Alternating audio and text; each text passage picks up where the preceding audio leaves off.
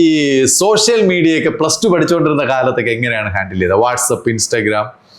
നമ്മുടെ ഒക്കെ ആ ഒരു ജനറേഷൻ മേ ബി ഈ വാട്സ്ആപ്പ്, ഇൻസ്റ്റഗ്രാം ഒക്കെ കാണുന്നത് മേ ബി നമ്മൾ 8th 9th ഒക്കെ കഴിയുമ്പോഴാണ് ഇത് യൂസ് ചെയ്ത് തുടങ്ങുന്നത്.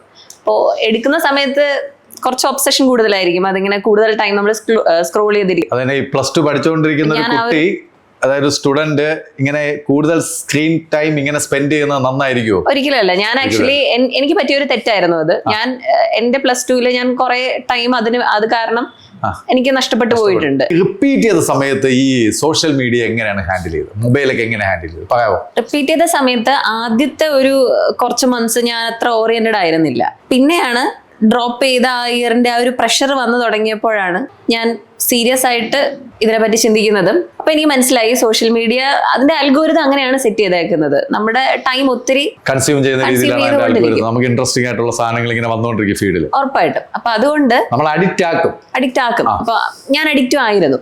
അതുകൊണ്ട് ആ ഒരു സാഹചര്യത്തിൽ എനിക്ക് എന്തായാലും അത് ഉപേക്ഷിക്കുക അല്ലാതെ വേറെ വഴി ഉണ്ടായിരുന്നില്ല. അപ്പൊ അതുകൊണ്ട് ഞാൻ എന്റെ അക്കൗണ്ട് ഫുള്ള് ഡിലീറ്റ് ചെയ്യുക ചെയ്തത്. അതാണ് മക്കളെ. അതായത് റിപ്പീറ്റ് ചെയ്യുന്ന ഓരോ മക്കളടുത്തും എനിക്ക് പറയാനുള്ളത്, say RIP to social media അല്ലേ?